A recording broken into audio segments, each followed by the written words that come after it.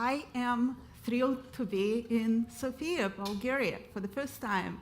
So thank you for Shafi in inviting me here. So there are a lot of buzzwords that you guys heard through today, and one of them is blockchain. There are a lot of talks about AI, robotics. Daniel did beautiful overview of all the disruptive technologies that are out there, and all of them will impact everything that we do in healthcare. However, once in a while, we see technologies that's not just impact and change, like improve how we do things. There are the technologies that transform how we do things. And one of those technologies that people don't necessarily understand the full impact, but trust me, the technology that I'm talking about right now, blockchain, will transform fundamentally how we do things. So how many of you kind of know what blockchain is? Quite a few, so I'll just briefly kind of go through definitions, but we mentioned companies like Daniel mentioned Airbnb and Uber and Lyft. Well, I have news for you. When we talk about those companies, they did disrupt hoteling and taxi businesses, but we still have a middleman, that kind of trusted middleman, whether it's Airbnb or Uber, that we transact with. So I'm like predicting, I'm telling you, those companies will be disrupted because blockchain can take care about trust issues. So I wouldn't have to pay that much to Airbnb if I want to get my place rented. And trust me, it's coming, it's coming. So what is the blockchain? It's a ledger. You know, in the past, there were like books and people will just write down, I did this and that and that and that. That's what blockchain actually is, except it's done electronically, it's using advanced crypto technologies to make things secure. And the kick is that there are blocks of information. You can't go and change something in between because every block has its own encrypted address and also reference to the previous one. So if you want to change, you kind of have to go and update all the previous ones, and that's hard, along with other things that embedded within the security of the blockchain, where trust created by people that you might not know, who can approve certain transactions. But again, the beautiful thing is that it's very, very difficult to make any changes in the middle of the blockchain. There is another term that we're using within the blockchain. Oh, by the way, I'm not talking about cryptocurrencies, so it's not part of this conversation. So I'm talking about the technology that underlines cryptocurrency, but I'm not talking about any crypto here. So smart contracts, we can actually put contracts on the blockchain, and blockchain can manage it via smart contracts, so they're immutable, self-authenticating, executing, and so on.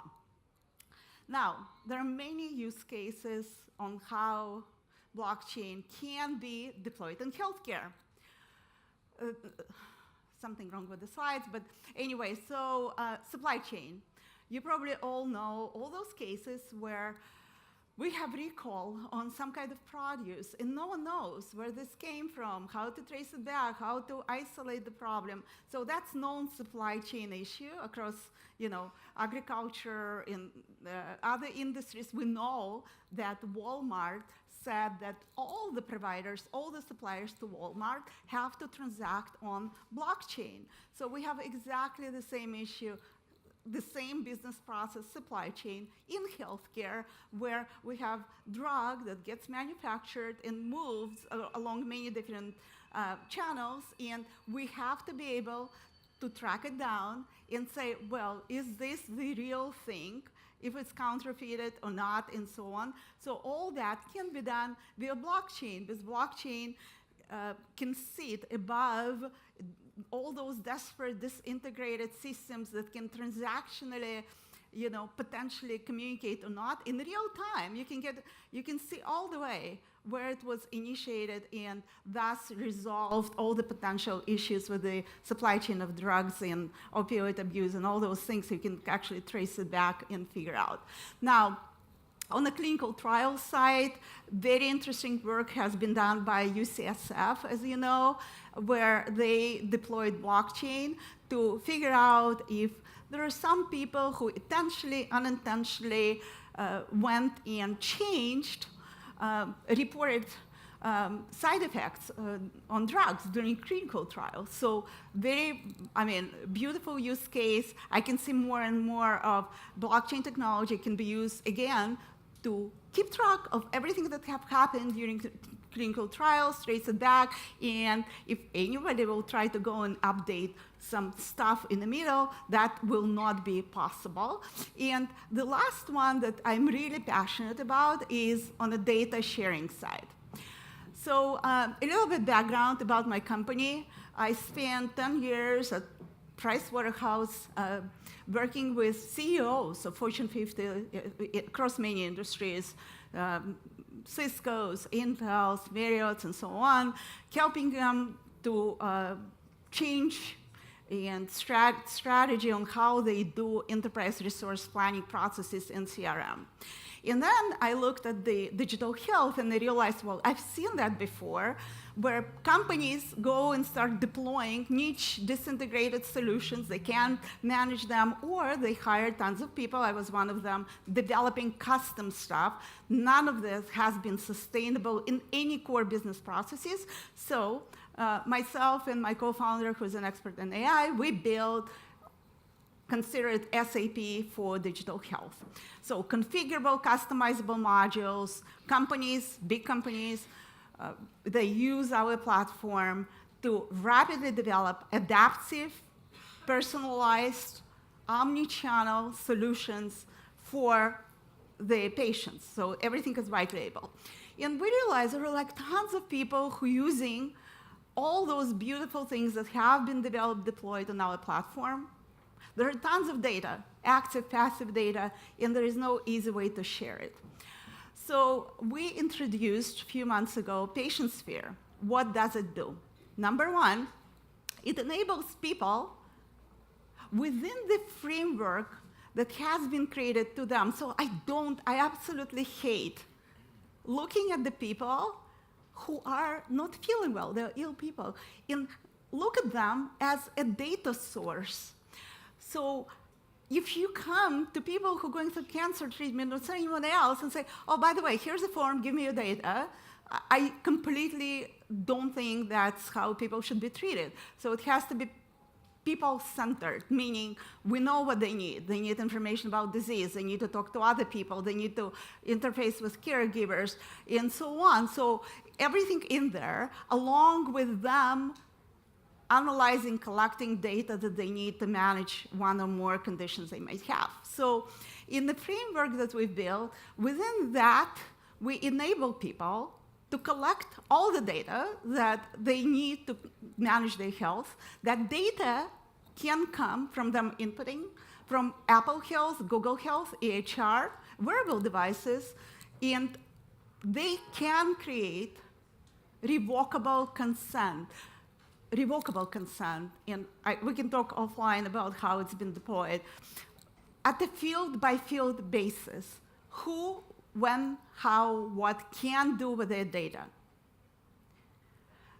And it's amazing because, I had to call 3 times a day to my dad and ask him, what's your blood pressure was? So within the context of you being able to pick on the data level and share, it could be a family member, caregiver, physician, anywhere. So you can do that. You also can consent to publish your metadata in a special place. In metadata, it's de-identified data about you that you consent to be searched by insurance companies or researchers, clinical trial people to engage with you on the terms that acceptable to both. Now, on the flip side, we enabled a way to, we've created configurator where you can create smart contracts. How it can work. You say, I'm looking for research for male who are age 50, live in Sofia, who had heart attack.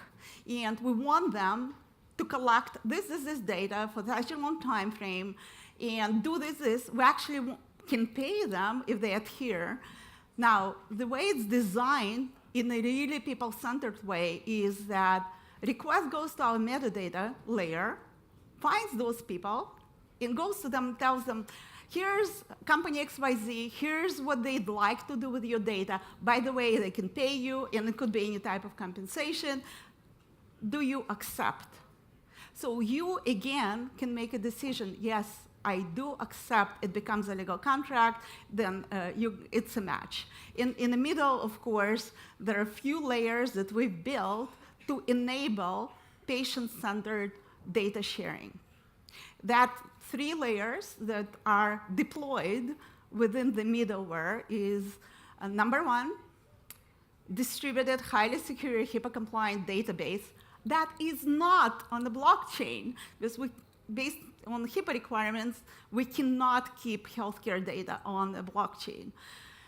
There is another layer, again, secure distributed database that keeps metadata about people. And the 3rd layer is a blockchain powered middleware that basically manages consents and patient data, identity. Okay. So clearly, in this way, you're kind of democratizing health data. Because I have issues with all those companies, Instagram, Facebook, or anyone else, collecting my data and making money off my data without my consent, of them using my data. So I'm trying to change that in healthcare, where all of us can manage who does what, and if anyone is making money on the data, I can take a cut if I choose so.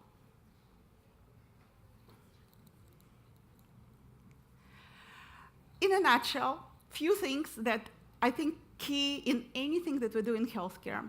There are a lot of technologies. I have a hard time imagining, like my dad using 10,000 apps. That's what we talked about, 10,000 apps, maintaining his medications all over the place. Like at his age, he passed away, but like when he was 75, and having all those gadgets along, like we have to, whatever we do in healthcare, we have to flip it and look at the people and understand that we have multiple conditions, and it's not sustainable for people who are ill to use gazillions of devices, gazillions of apps that not adaptive, not integrated, and don't give everything that they need to manage their disease across all those solutions. So my main thing is that there are 3 things that we talk about in people-centered health. One is omni-channel. I, as a patient, should be able to choose when and how I communicate with anybody. And it should be, I can move from one channel to another, from chatbot to voice to app. It's integrated. It's not just me. In many cases, it's family caregivers and everyone else.